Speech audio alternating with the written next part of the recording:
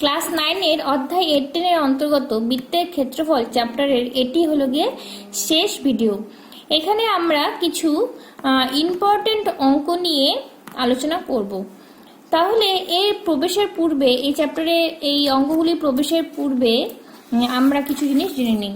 তোমরা এর আগে উপপাদ্যের চ্যাপ্টারে অন্তঃকেন্দ্র, পরিকেন্দ্র ও ভরকেন্দ্র সম্বন্ধে পড়েছ, যেখানটায় ত্রিভুজের বাহুগুলির লম্ব সমদ্বিখণ্ডকগুলো যে বিন্দুতে মিলিত হয় সেই বিন্দুটি কি হয়ে যায়?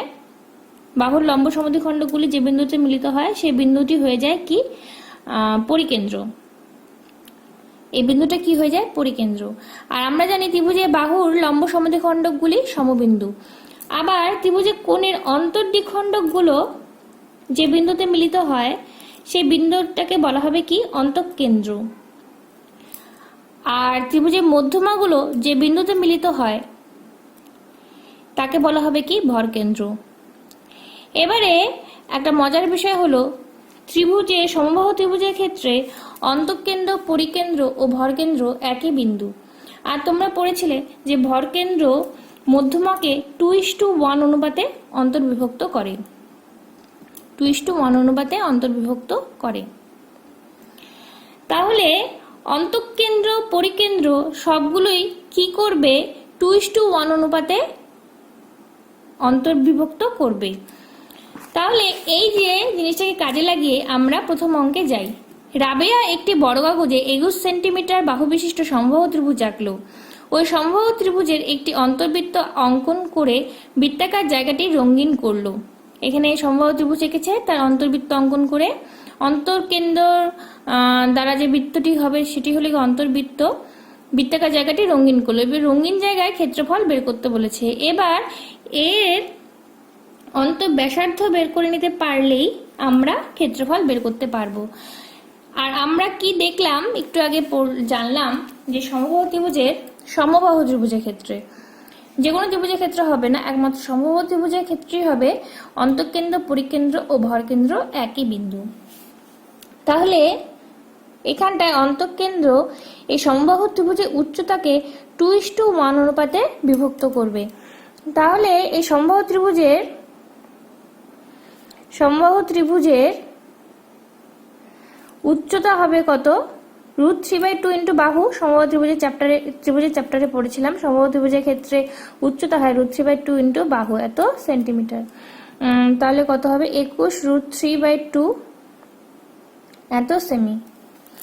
এবারে যদি ABC ত্রিভুজটা হয় আর ও যদি অন্তঃকেন্দ্রটা হয় আর DEF, তাহলে ও বিন্দুটি এডিকে 2:1 এ বিভক্ত করবে। তাহলে OD = কত হবে? OD = কি হবে? 1/3 ইন্টু AD। তাহলে এডিটাই কি ছিল? সমবাহু ত্রিভুজের উচ্চতা। তাহলে 1/3 ইন্টু AD 121 √3/2 এত সেন্টিমিটার। তাহলে 21/2 √3 সেন্টিমিটার। এটা আমরা কি পেলাম? অন্তঃবৃত্তের ব্যাসার্ধ। তাহলে সুতরাং অন্তঃবৃত্তের ক্ষেত্রফল কি হবে? অন্তঃবৃত্তের ক্ষেত্রফল হবে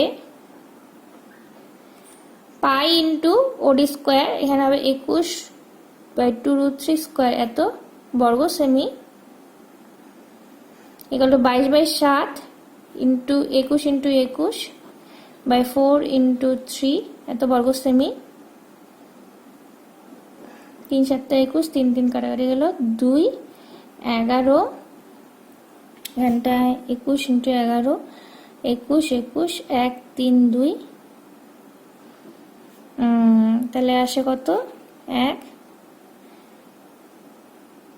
115.5 বর্গ সেন্টিমিটার। উত্তরটা আলাদা করে লিখতে হবে। আশা করি বুঝতে পেরেছো। এবারে 2 নম্বর অঙ্কটা চলে যাই। একটি সমবাহু ত্রিভুজের পরিবৃত্তের ক্ষেত্রফল 462 বর্গ সেন্টিমিটার। ত্রিভুজের প্রতি বাহুর দৈর্ঘ্য বের করতে হবে। এক্ষেত্রে ধরে নেই সমবাহু ত্রিভুজটির প্রতি বাহুর দৈর্ঘ্য A সেন্টিমিটার। সমবাহু ত্রিভুজটির ধরি প্রতিটি বাহুর দৈর্ঘ্য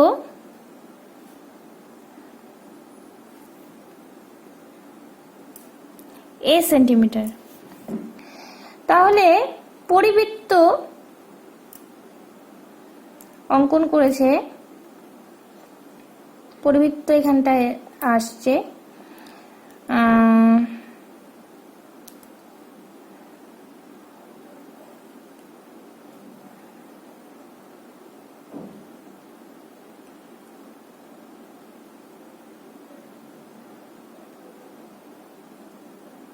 এটা যদি পরিকেন্দ্র হয়, ও যদি পরিকেন্দ্র হয়, তাহলে এবিসি যদি আমি ত্রিভুজ করে দিই ডি, ও যদি পরিকেন্দ্র হয় তাহলে ও এডিকে 2:1 অনুপাতে বিভক্ত করবে। তাহলে এওটা হবে কি, এও এখানে হবে কি, এও যেটা কি এই পরিবৃত্তটির ব্যাসার্ধ কি, এও ইকুয়ালটি কি হবে 2/3 এডি। এবারে সরি এডি না, ওডি, ভুল হলো, এও ইকুয়ালটি কি হবে 2/3 ইন্টু এডি হবে, এডি এর 2/3, যেহেতু এডিকে 2:1 অনুপাতে ও বিন্দুতে ছেদ করেছে, তাহলে এও ইকুয়াল হবে 2/3 ইন্টু এডি। এবারে এডি হলো কি সমবাহু ত্রিভুজের উচ্চতা, তাহলে এডি ইকুয়াল টু কি হবে √3/2 ইন্টু এ বাহু, তাই তো, এত সেন্টিমিটার। তাহলে এও ইকুয়াল টু কি হবে 2/3 ইন্টু √3/2 ইন্টু এ, এত সেমি। তাহলে √3 a/√3 সেন্টিমিটার। তাহলে এও কি হবে, এও হলো গিয়ে এই পরিবৃত্তটির ব্যাসার্ধ এও। তাহলে প্রশ্ন এখানে দেওয়া আছে কি, পরিবৃত্তের ক্ষেত্রে ক্ষেত্রফল দেওয়া আছে 462 বর্গ সেন্টিমিটার। তাহলে প্রশ্নানুসারে পাই ইন্টু এও স্কোয়ার ইকুয়াল টু কত 462, বা 22/7 এ স্কোয়ার বাই 3, এও মানে a/√3 462,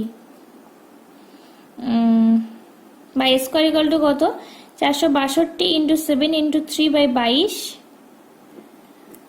2 44 1, তাহলে 21 ইন্টু 21, সুতরাং এ ইকুয়াল টু কত 21। তাহলে ত্রিভুজের প্রতিটি বাহুর দৈর্ঘ্য কত হবে 21 সেন্টিমিটার। তাহলে সুতরাং ত্রিভুজের প্রতিটি বাহুর দৈর্ঘ্য আমি এ সেন্টিমিটার ধরেছিলাম, তাহলে সুতরাং ত্রিভুজের প্রতিটি বাহুর দৈর্ঘ্য 21 সেমি। আশা করি বুঝতে পেরেছো। এরপর আমার 3 নম্বর অঙ্কে চলে যাই। একটি ত্রিভুজের পরিসীমা 32 সেন্টিমিটার, ত্রিভুজের অন্তর্বৃত্তের ক্ষেত্রের ক্ষেত্রফল 38.5 বর্গ সেন্টিমিটার, ত্রিভুজের ক্ষেত্রফল কত বের করতে বলেছে। তাহলে অন্তর্বৃত্তের অঙ্কটা রয়েছে, অন্তর্বৃত্তের ক্ষেত্রফল 38.5। এবার ত্রিভুজের পরিসীমা দেওয়া আছে, মানে ত্রিভুজের 3টি বাহুর দৈর্ঘ্য AB plus BC plus C equal to 32, অন্তর্বৃত্তের ক্ষেত্রফল 38.5।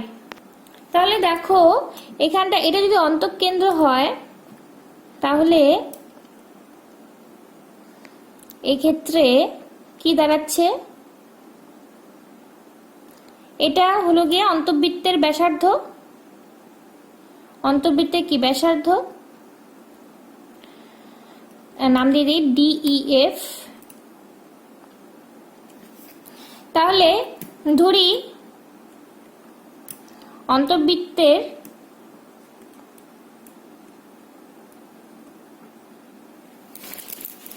ব্যাসার্ধ আর একক বা 8 সেন্টিমিটার, তাই সুতরাং পাই আর স্কোয়ার বা প্রশ্নানুসারে pi r square equal to 38.5 বা 22/7 into r square equal to 38, 10, 11 দিয়ে কাটাকাটি যাবে, বা r square equal to 35/10 into 7/2,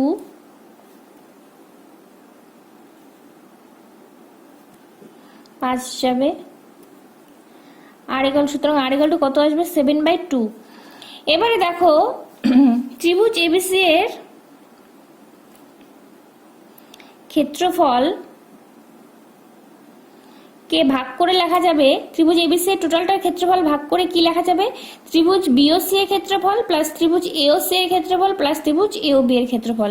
কি লেখা যাবে, ত্রিভুজ বিওসি এর ক্ষেত্রফল প্লাস ত্রিভুজ এওসি এর ক্ষেত্রফল প্লাস, এগুলো কিন্তু সব যোগ আকারে আসছে, প্লাস ত্রিভুজ এওবি এর ক্ষেত্রফল। তাহলে ত্রিভুজ এবিসি এর ক্ষেত্রফল আসছে ত্রিভুজ বিওসি এর ক্ষেত্রফল প্লাস ত্রিভুজ এওসি এর ক্ষেত্রফল প্লাস ত্রিভুজ এওবি এর ক্ষেত্রফল। বিওসি ত্রিভুজ, এওসি ত্রিভুজ আর এওবি ত্রিভুজের ক্ষেত্রফলের যোগফল কি হচ্ছে ত্রিভুজ এবিসি এর ক্ষেত্রফল। তাহলে এখানটায় বিওসি এর ক্ষেত্রফল কি হবে, হাফ ইন্টু বিসি ইন্টু উচ্চতা ওডি প্লাস এওসি ত্রিভুজের ক্ষেত্রফল হবে কি হাফ ইন্টু এসি ইন্টু ওই plus half into half into AB into OF. তাহলে হাফ ইন্টু বিসি থাকলো ওডির দৈর্ঘ্য কত, ওডির দৈর্ঘ্য আর এখানে 7/2 প্লাস হাফ ইন্টু এসি ওই দৈর্ঘ্য কত আর equal to 7/2 plus half into AB আর ওএফ কত আর 7/2। তাহলে 7/4 কি হয়ে যাচ্ছে, কমন চলে যাচ্ছে, থাকছে কি BC plus AC plus AB. এবারে BC plus AC plus AB, BC plus AC plus AB equal to কি ত্রিভুজের কি পরিসীমা। তাহলে এটা কি হয়ে যাবে, ইকুয়াল টু ত্রিভুজের পরিসীমা দেওয়া আছে 32 এত বর্গ সেমি। এখানে প্রতিটা লাইনে বর্গ সেমি লিখতে হবে।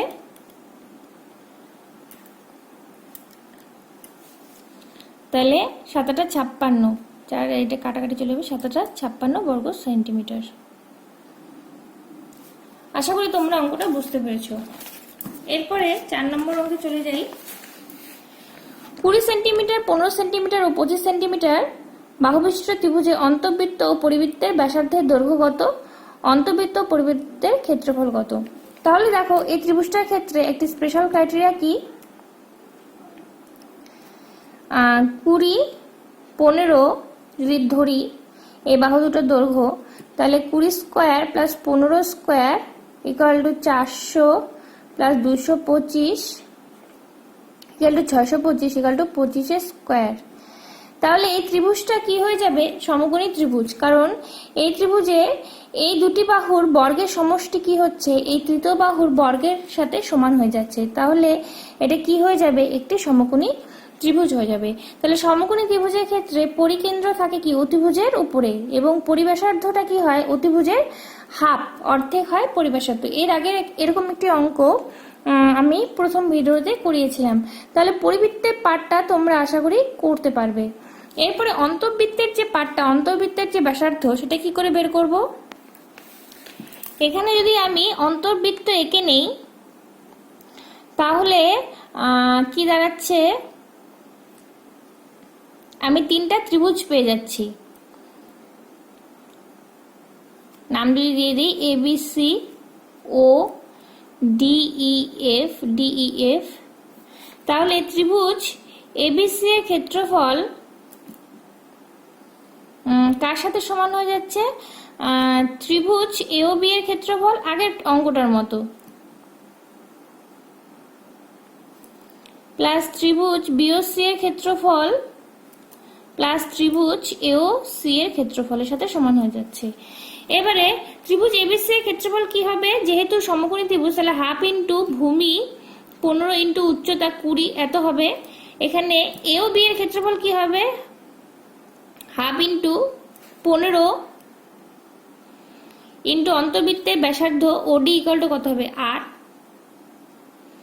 প্লাস হাফ ইন্টু বিসি কি হবে, বিসি ভূমি হবে, বিসি হাফ ইন্টু বিসি এখানটা 25 ইন্টু অন্তর্বৃত্তের ব্যাসার্ধ আর, এই যে ওইটা হলো অন্তর্বৃত্তের ব্যাসার্ধ, প্লাস হাফ ইন্টু এসির ক্ষেত্রে কি হবে এওসি এর ক্ষেত্রফলে ভূমি হলো কি 20 ইন্টু ওএফ এখানে কি হবে আর।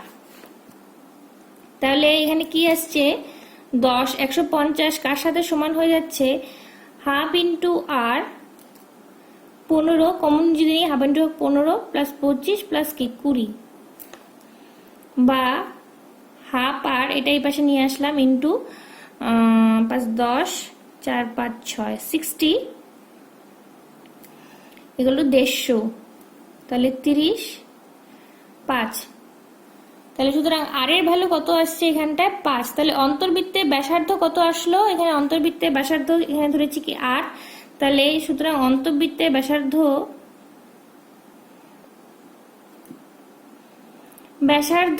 আসলো কত 8 centimetre, r equal to 5 centimetre. তাহলে ক্ষেত্রফল কি হবে পাই আর স্কোয়ার, পাই ইন্টু ক্ষেত্রফল হবে কত পাই ইন্টু আর স্কোয়ার হলে কি 25 এত বর্গ সেমি। ক্যালকুলেশন করলে যেটা আসে সেটাই উত্তর। আশা করি তোমরা বুঝতে পেরেছো। এরপরে নেক্সট 5 নম্বর অঙ্কে চলে যাই।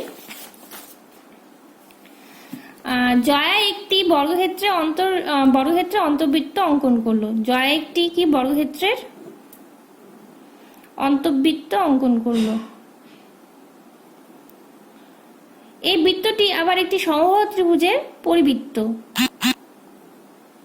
এই বৃত্তটি কি আবার একটি সমবাহু ত্রিভুজের পরিবৃত্ত, যার প্রত্যেকটি বাহুর দৈর্ঘ্য কত 4√3 সেমি। বর্গক্ষেত্রে একটি কর্ণের দৈর্ঘ্য বের করতে বলেছে। তাহলে এই যে পরিবৃত্তের যে ব্যাস সেটা কি হবে বর্গক্ষেত্রের বাহুর দৈর্ঘ্য। তাহলে এখানটায় কি করতে হবে, ফার্স্টে সমবাহু ত্রিভুজের উচ্চতাটা বের করে নিতে হবে।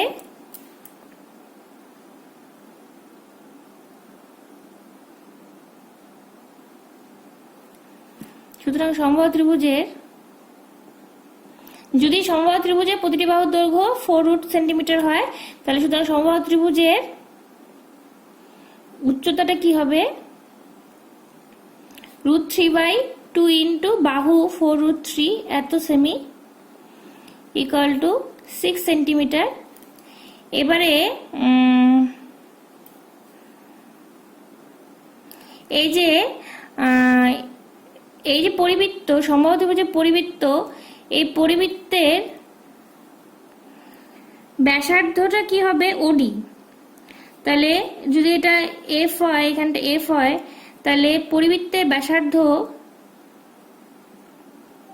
এর আগে অঙ্কগুলির মতোই ব্যাসার্ধ ইকুয়াল টু ওডি, যেটা কার সাথে সমান হবে যেহেতু সমবাহু ত্রিভুজের পরিকেন্দ্র উচ্চতাকে 2:1 অনুপাতে বিভক্ত করে, তাহলে ওডিটা ইকুয়াল টু হবে 2/3 ডিএফ। তাহলে ডিএফটা হলো কি সমবাহু ত্রিভুজের উচ্চতা, তাহলে 6 এত সেন্টিমিটার, 4 সেন্টিমিটার। ওডিটা কি আসলো 4 সেন্টিমিটার। তাহলে পরিবৃত্তের ব্যাস, আর এই পরিবৃত্তের ব্যাসটাই কি হয়ে যাবে এই বর্গক্ষেত্রটির বাহুর দৈর্ঘ্য। পরিবৃত্তের ব্যাস ইকুয়াল টু কি হয়ে যাবে বর্গক্ষেত্রের বাহুর দৈর্ঘ্য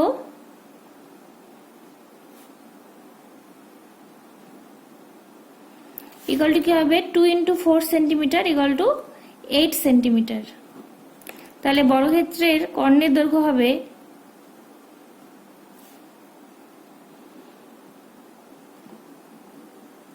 √2 ইন্টু বাহু √2 ইন্টু 8 এত সেমি ইকুয়াল টু 8√2 সেন্টিমিটার। আশা করি বুঝতে পেরেছ। এরপর আমার লাস্ট অঙ্ক করাচ্ছি। সুমিত একটি তারকে দুটি সমান অংশে কাটলো। একটি অংশকে বর্গাকারে ও অপর অংশকে বৃত্তাকারে বাঁকালো। একটি তারকে দুটি সমান অংশে ভাঙলো, কাটলো। এবি আমি ও বিন্দুতে দুটি সমান অংশে ভাগ করে নিয়েছি। ধরি তারটির দৈর্ঘ্য হলো গিয়ে 2a, তাহলে এই এ ওর দৈর্ঘ্য হবে কত a, আর ওবির দৈর্ঘ্য কত হবে a। এবারে বৃত্তাকার তারটি একটি তারকে এই যে এই অংশকে কি করলো, একটি অংশকে বর্গাকারে এ ওকে ধরি বর্গাকারে সাজিয়েছে। তাহলে এই বর্গাকারের পরিসীমা এই তারটি নিয়ে যেহেতু বর্গক্ষেত্র তৈরি করেছে, তাই এই বর্গাকার ক্ষেত্রের পরিসীমা কত হবে a, পরিসীমাটা হবে কি a। তাহলে বর্গক্ষেত্রের পরিসীমা হবে পরিসীমা a। তাহলে যদি পরিসীমা যদি a একক হয়, তাহলে বাহুর দৈর্ঘ্য কত হবে বর্গক্ষেত্রে বাহুর দৈর্ঘ্য হবে a/4 একক। সিম্পল হিসাব। আবার এই অংশকে অপর অংশকে এই অংশকে যদি বৃত্তাকারে বাঁকায় তাহলে এর পরিধিটা কি হবে এ, তাহলে বৃত্তের পরিধি হবে ইকুয়াল টু এ সেন্টিমিটার একক। এখানে সেমি হবে যেহেতু 33 বর্গ সেন্টিমিটার দেওয়া আছে, এখানে সেমি হবে সবই। তাহলে সুতরাং বৃত্তের ব্যাসার্ধ হবে a বাই 2 পাই এত সেন্টিমিটার, এখানে a বাই 4 সেন্টিমিটার। পরিধি মানে 2 পাই আর এখানটা a, তাহলে r ইকুয়াল টু কত a বাই 2 পাই। তাহলে এবার বলেছে কি বৃত্তাকার তারটি বর্গাকার তারটির থেকে 33 বর্গ সেন্টিমিটার বেশি জায়গা নিয়েছে, অর্থাৎ বৃত্তাকার তারের ক্ষেত্রফল বর্গাকার তারের ক্ষেত্রফল অপেক্ষা 33 বর্গ সেন্টিমিটার বেশি। তাহলে বৃত্তাকার তারের ক্ষেত্রফল কি হবে, বৃত্তাকার তারের ক্ষেত্রফল হবে pi into r square a by 2 pi square. এই বর্গাকার তারের ক্ষেত্রফল কি হবে বাহু square a by 4 square equal to কত 33 প্রশ্ন অনুসারে।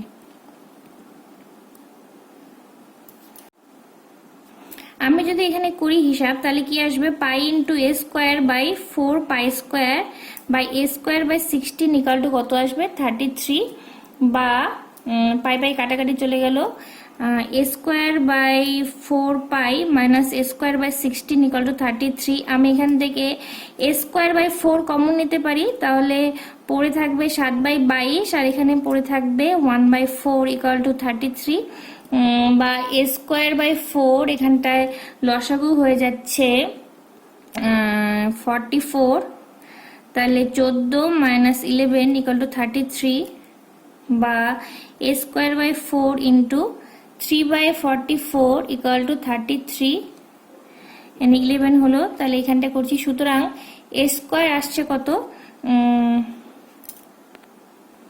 এ স্কোয়ার আসছে 11 into 4 into 44 equal two 11 into